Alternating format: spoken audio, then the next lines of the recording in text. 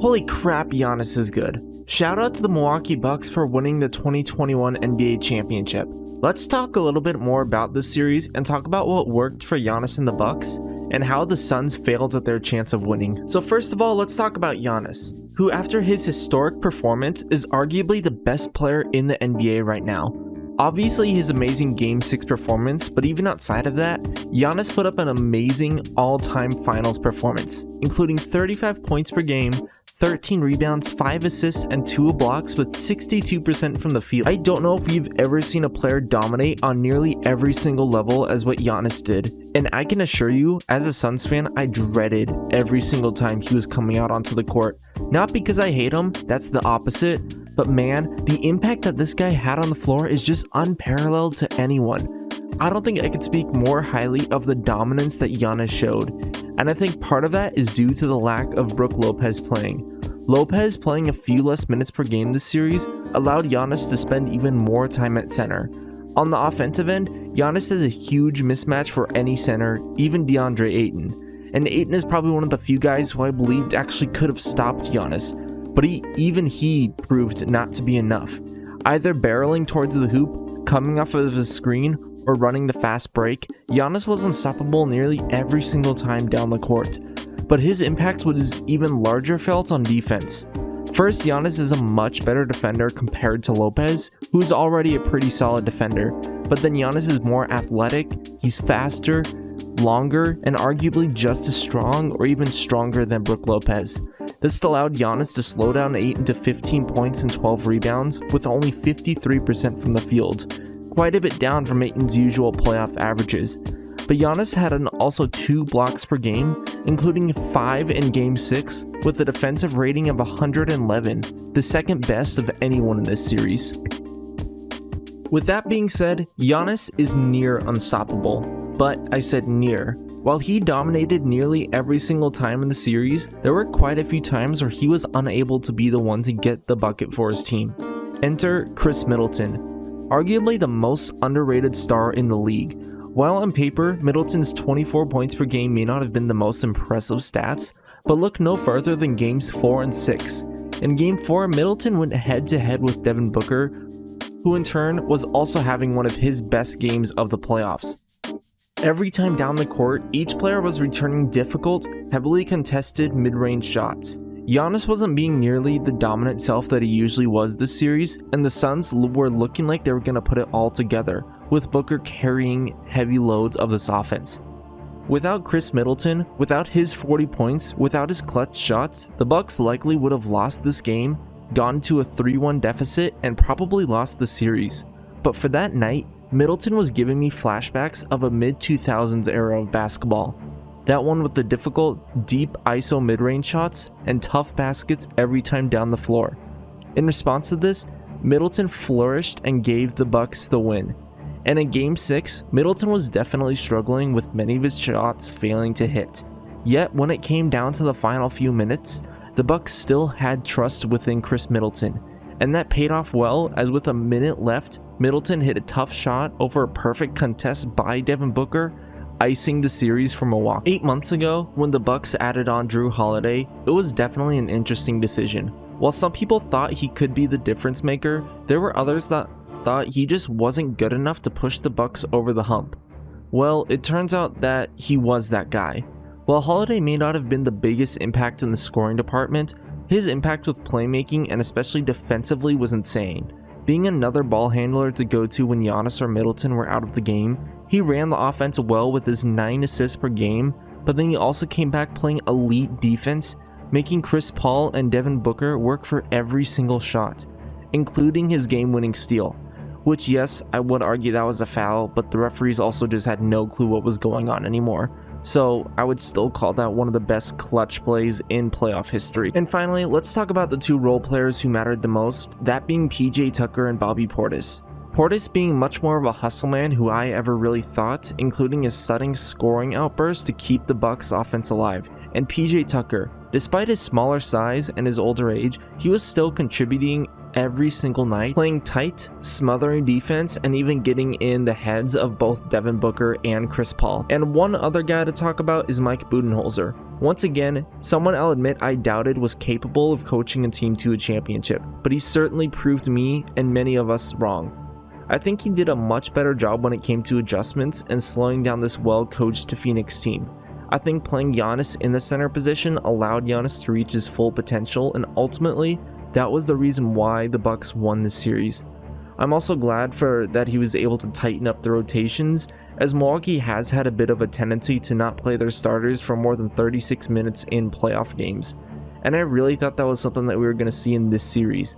But I'll give him a ton of credit, he did a great job. Milwaukee realistically only had a 7-man rotation with Giannis, Middleton, and Holiday all playing over 40 minutes per game. I'm also glad to see that, as I mentioned earlier, we didn't see too much of Brook Lopez. Brook Lopez is by no means a bad player, but I also think that his play style and size just doesn't really mix well with Giannis. And I think both players kind of slow each other down a little bit, but I think with taking Lopez off the court, we saw Giannis dominate more than we ever thought he would.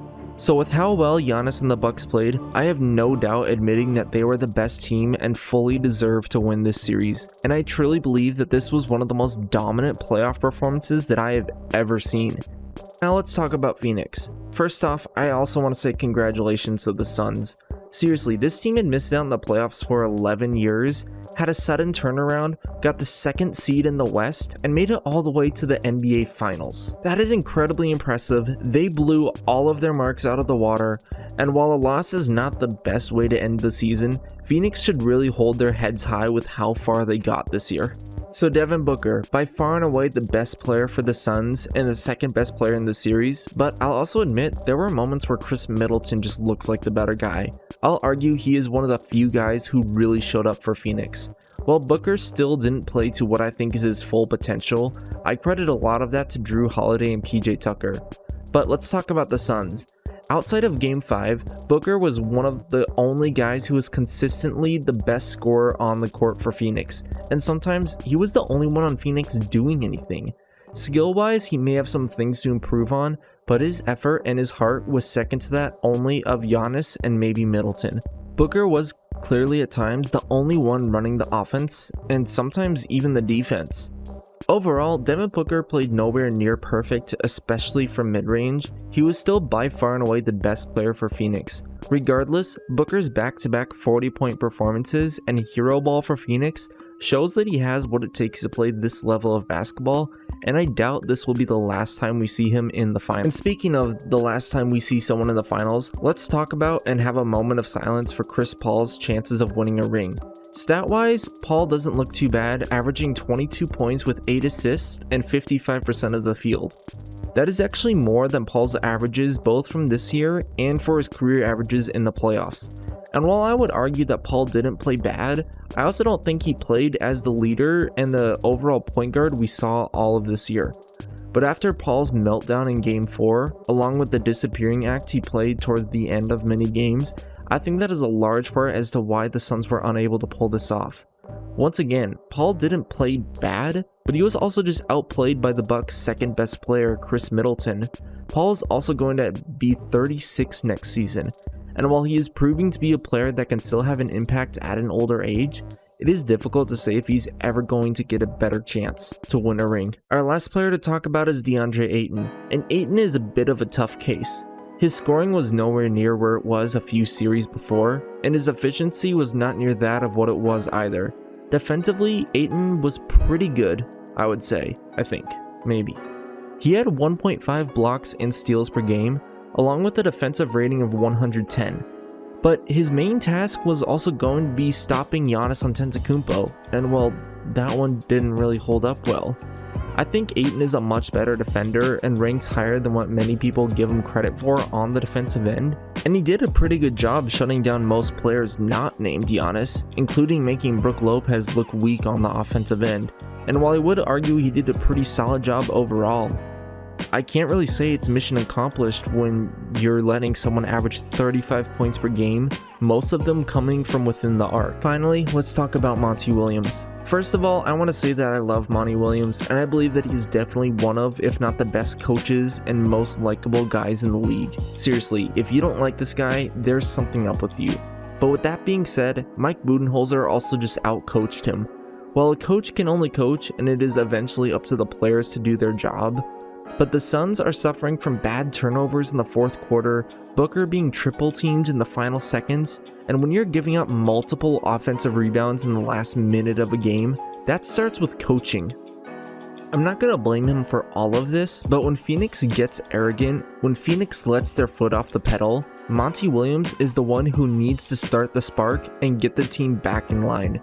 Yes, the Bucks were the better team and deserve to win the series, but if your team has the second best record in the NBA, you have no excuse giving up 4 straight losses, including 2 of those losses where Giannis had a less than dominant performance and Booker had back-to-back 40-point games. There is no excuse for a team this good to lose 4 straight games in the NBA Finals. So not to take anything away from Milwaukee, they really did play well, they really did play like a champion and fully deserve everything that comes to them. They did their jobs and they showed up. That can't be said for Phoenix. Phoenix did not play at the level that they usually do, and they didn't coach at that usual level. The Bucks did their job. They did a great job. They took every single advantage that they could, and they really do deserve this championship, and they are your 2021 NBA champions.